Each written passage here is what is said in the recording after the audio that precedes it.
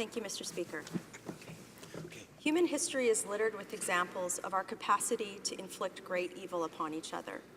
There are also times where humanity has shown its capacity for great compassion and love. The greatest failures of humanity have occurred when opportunities for us to exhibit our capacity for compassion are presented, but we choose instead to turn our backs. These would be the times when we justify that it's too difficult to do something, that it's not our place, or that we're already doing enough, or that it's too risky, or that something can't be done. Simply put, the greatest failures of humanity occur when we self-justify our failure to prevent the infliction of evil upon others, when we know that it's occurring. Unfortunately, as we near Canada's 150th anniversary, our country has many examples of these great failures. We allowed the Komagata Maru to happen. We allowed the Chinese head tax to happen. We interred Japanese Canadians during World War II. We allowed the residential school system to happen. The most shameful thing we as a country could do is to forget the lessons of these events, to dismiss them as in the past, to think that they couldn't possibly happen again, and then to repeat them. However, today I believe we are at risk of doing just that. In 1939, the MS St. Louis, carrying over 900 refugees seeking asylum from Nazi persecution, changed course for Canada after being denied entry in the United States. A group of Canadian academics and clergy tried to persuade Mackenzie King to provide sanctuary to the ship's passengers.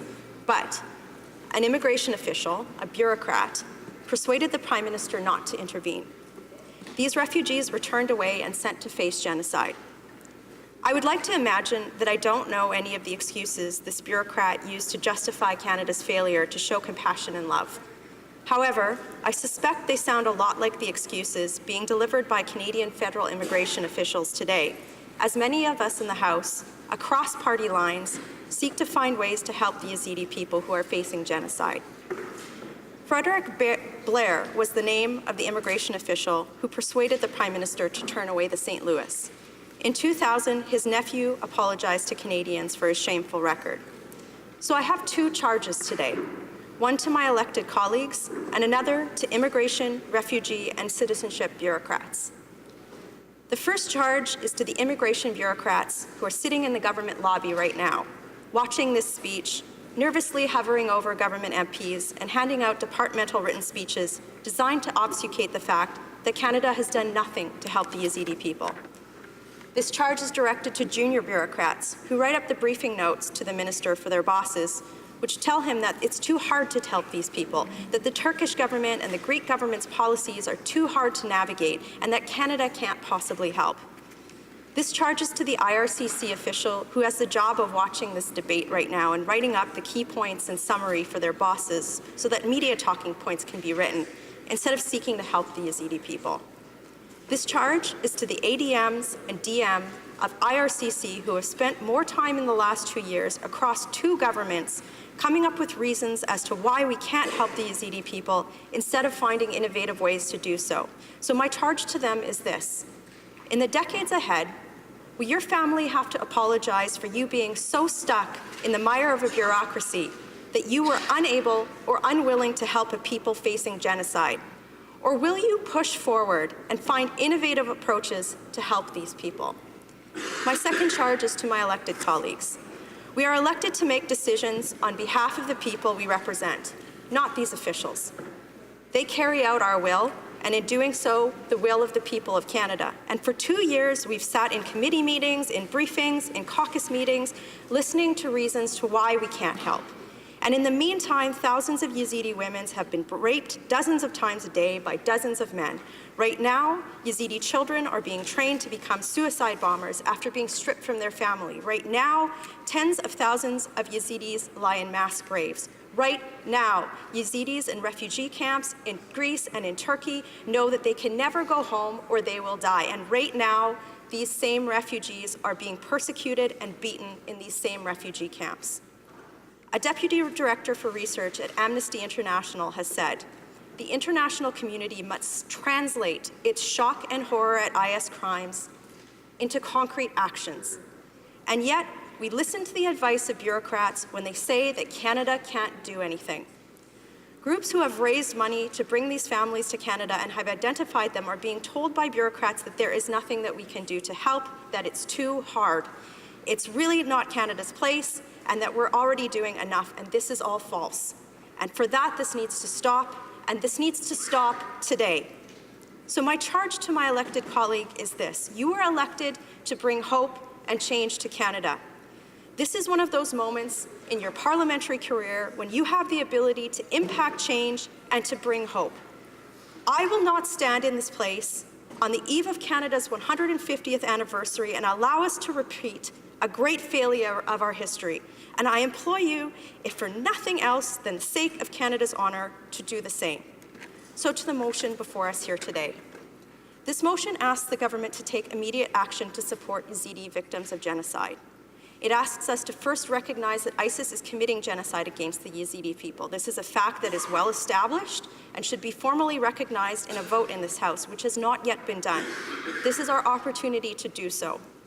The motion then asks us to acknowledge that many Yazidi women and girls are still being held captive by ISIS as sexual slaves. Again, this is fact. Our acknowledgement of this in support of this motion sends a message to the international community that this is a great atrocity and that we are compelled to stop it. This motion also asks us to recognize that the government has neglected to provide this House with an appropriate plan and corresponding action required to respond to this humanitarian crisis. Frankly, I don't want this debate to become about who did less for the Yazidi people, our former government or this government. However, I feel that that's where we're at, and we have to move past it. This component of this motion is included because if we don't acknowledge our shared failure, we can never move forward in helping these people. This part of the motion is included because when our former government asked IRCC bureaucrats to establish ways for Canada to prioritize persecuted and ethnic religious minorities in our refugee system, we were stymied. The reality is that Canada is dependent upon the UN to provide the names of refugees to Canada, and the UN is not delivering Yazidi names to us. We need to innovate to stop this spiral of uselessness.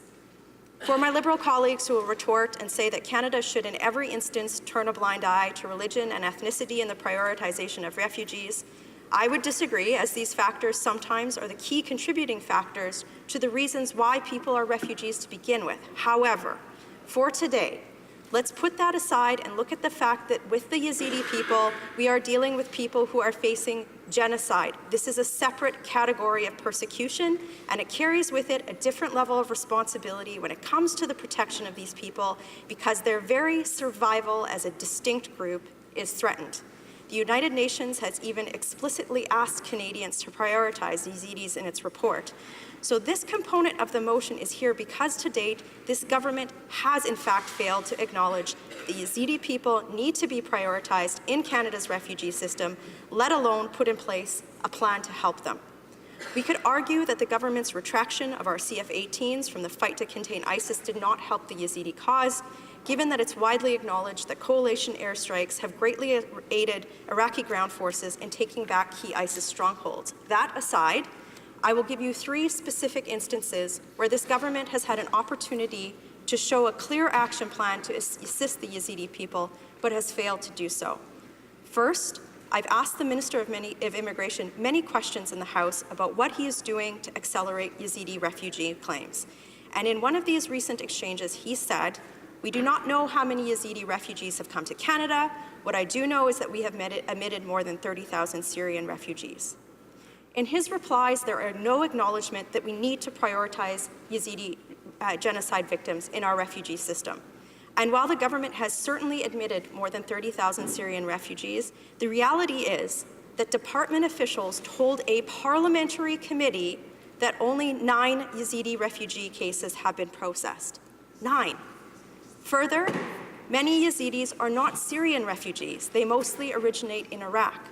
After being slow to acknowledge the genocide of the Yazidi people, the minister's response was a punch in the gut for many organizations in Canada who are working hard to bring Yazidis to Canada. And second, the government has failed to act to show a plan to assist Yazidis. Operation Ezra, a multi-faith group which has fundraised over $250,000 to bring Yazidi families to Canada, have been politely put, given the runaround by the minister and his bureaucrats for over a year now. They have Yazidi refugees identified who are in camps outside of Iraq that are accessible by UN and Canadian officials alike. When one of the organizers of this group, a Yazidi woman herself, approached the minister at a citizenship ceremony at the Museum of Human Rights, no less, in Winnipeg last week, about the families that they had identified, he said, and I quote, "It was in the hands of the bureaucracy and that there was nothing that he could do." For the love of God, he is the Minister of Immigration. If there is nothing that he can do to help Yazidis, then maybe we need a new immigration minister, because that's his job. Yes. The third failure of the government to present a plan occurred when the Standing Committee on Immigration and Citizenship presented its sixth report to Parliament a little over 2 weeks ago.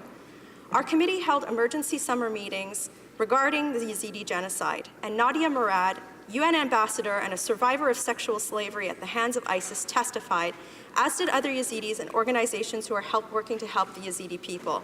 We heard hours of damning testimony of the inability of the international community to help the Yazidi people.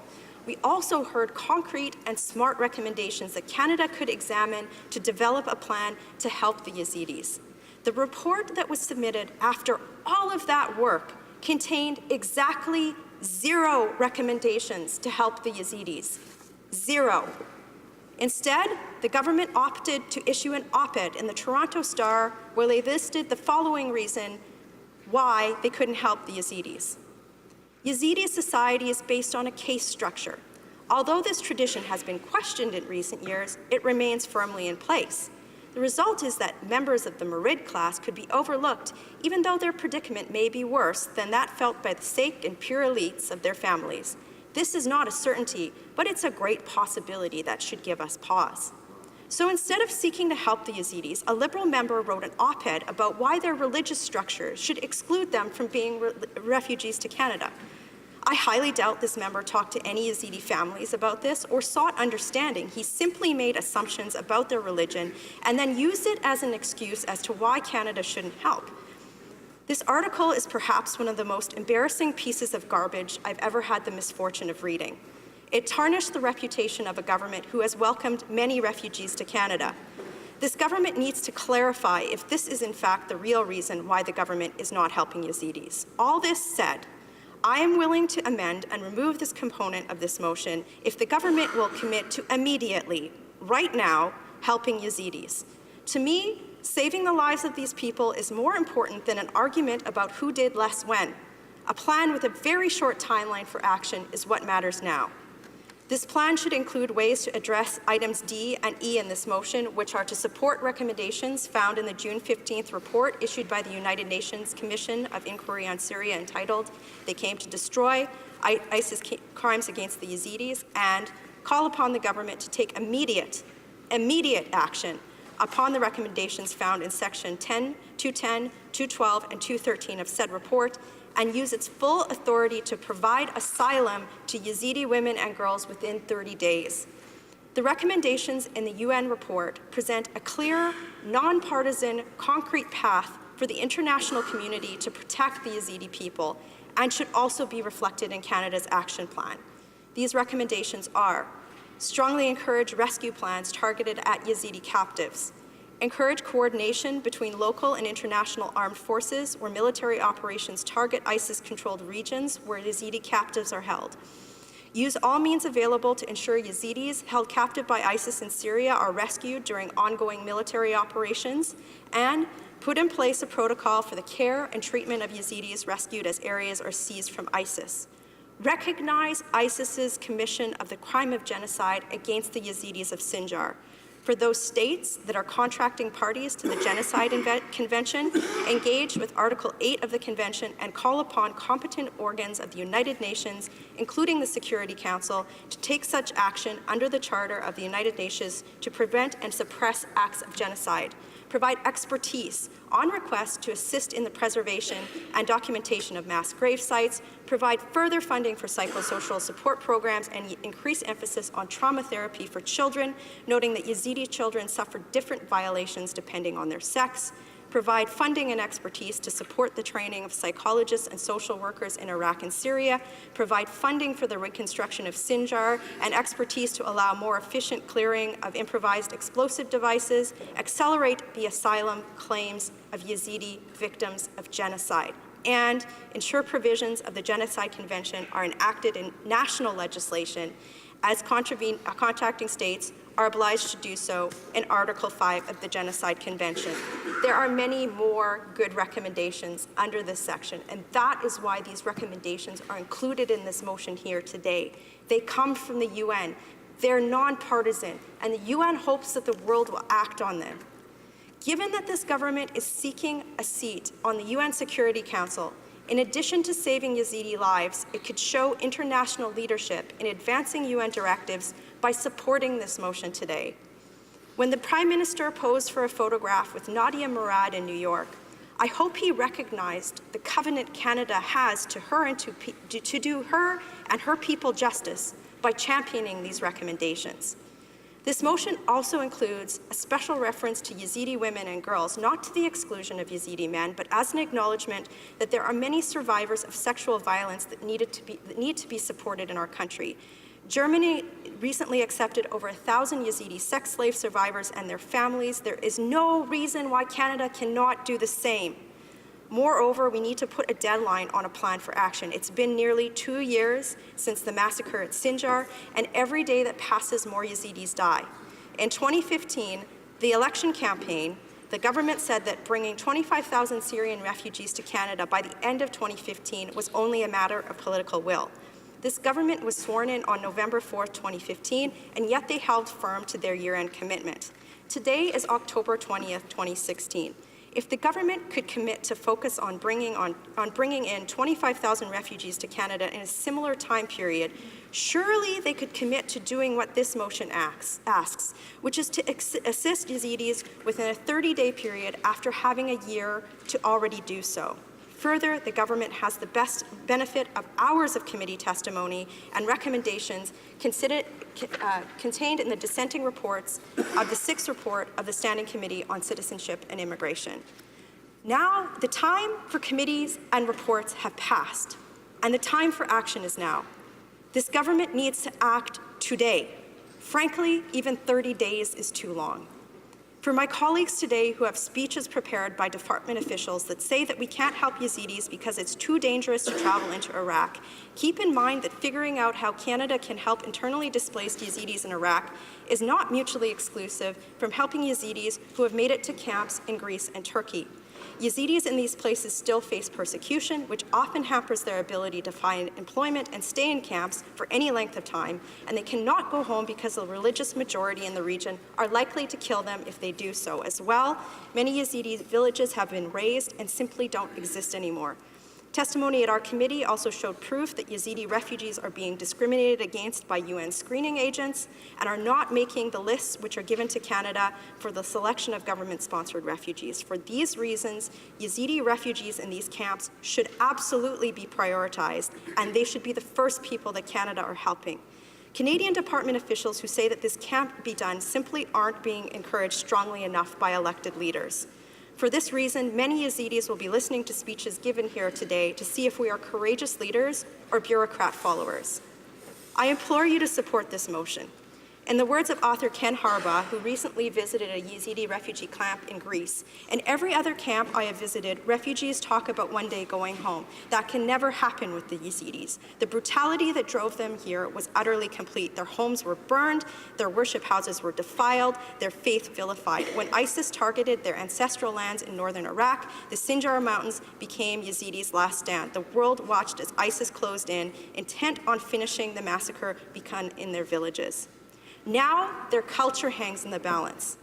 Its survival depends on an ancient woman who can neither see nor walk, but can remember it all too well. And it depends on a saint like Nadia Murad, who wanted nothing more than to become a school teacher in the shadow of Mount Sinjar, and now carries the weight of her people's grief.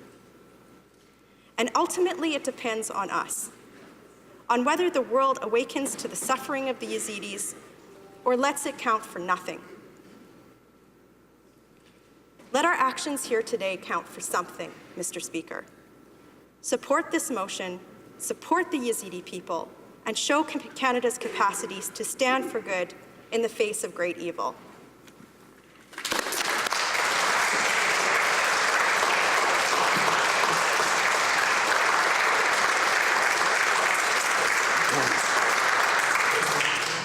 Question commentaire, questions and comments. The Honourable Parliamentary Secretary to the Minister of Immigration and Refugees.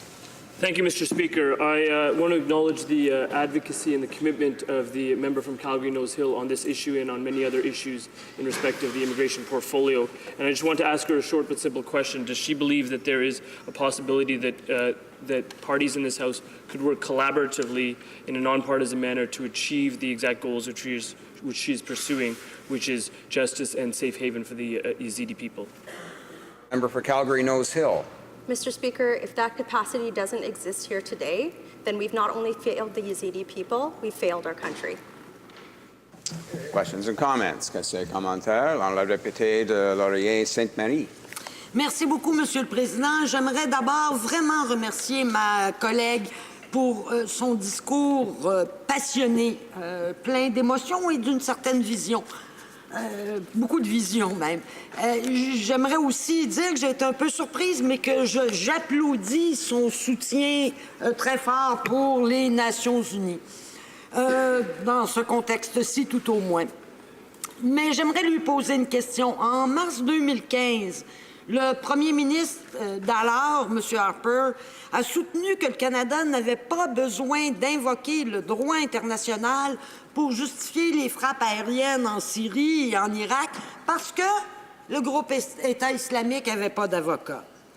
Est-ce que la députée convient avec moi que plutôt que de plaisanter au sujet du droit international, qui est notre meilleure garantie de sécurité, il est important de travailler dans le cadre de l'ONU, justement, de respecter le droit international et de saisir le Conseil de sécurité de la question. Merci beaucoup, Monsieur le Président.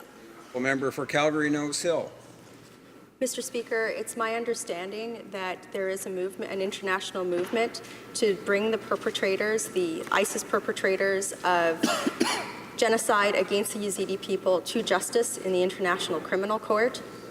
I think this is something that needs to transcend party lines here in this House. It's something that every single one of us need to be vocal advocates for.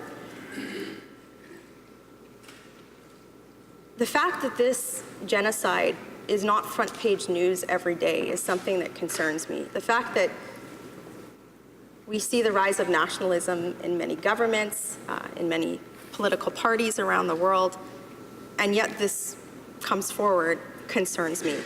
So I certainly hope that when advocates like Amal Clooney and representatives like Nadia Murad have the courage to take this case forward to the International Criminal Court, that the international community bands together, gets behind us, and brings justice to the Yazidi people of Iraq. Question commentaire. L'honorable député de Laval-les-Îles. Merci, Monsieur le Président. L'honorable member de l'autre côté, she was criticizing the Minister of Immigration, the way he's dealing with the refugee. As a matter of fact, all the world know that the Minister of Immigration of Canada did a beautiful job, and his program was nicely welcomed at the United Nations, and several countries around the world has adopted his program. Regarding our involvement in the fight against ISIS, Mr. President, as we all know, Canada is providing logistics and training to the Iraqi army in order to be capable to fight ISIS. By my question to the honorable member, who created ISIS? Who helped ISIS to smuggle crude oil? What country opened its border for foreign fighters to come from around the world and get into Iraq and be infiltrated and to fight with ISIS? If she could give answer to this question, I believe we could lay a nice program to eliminate and to fight against ISIS. Thank you. The honourable member for Calgary-Nose Hill. Mr. Speaker, the scope of the motion before us today is how us in this House will conduct ourselves and act to bring justice and safe haven to the Yazidi people. I said in my speech that the time for reports and who did less, those times of debate, that is past. My hope today is that this debate focuses on how we can help the Yazidi people. There is no doubt in anyone's mind that ISIS has committed genocide against them. The question for us now is how we preserve their culture, their heritage, and their very existence going forward. So to my colleague opposite, I hope that he would be seized with that task. Questions and comments? The honourable member for Sherwood Park, Fort Saskatchewan. Thank you, Mr. Speaker. I thank my colleague for her excellent speech, but more importantly for her steadfast and ongoing work on this important file. Now, one of the interesting things about this issue is that we hear from the government often about the importance of data and science-based policy, and yet it doesn't seem like we're even gathering data on many of these issues around refugees. I note from the technical briefing in December on this issue that officials said when they were asked about the taking of people from these key vulnerable categories, Yazidis, Syrian Christians, sexual minorities, other communities, the response was, we don't have data fields for that. So I wonder if the member can comment in the context of the genocide we're seeing on the fact that it doesn't even seem that the government is gathering information on such a vital part of this discussion. For Calgary Nose Hill. Thank you, Mr. Speaker. Thank you to my colleague for his question.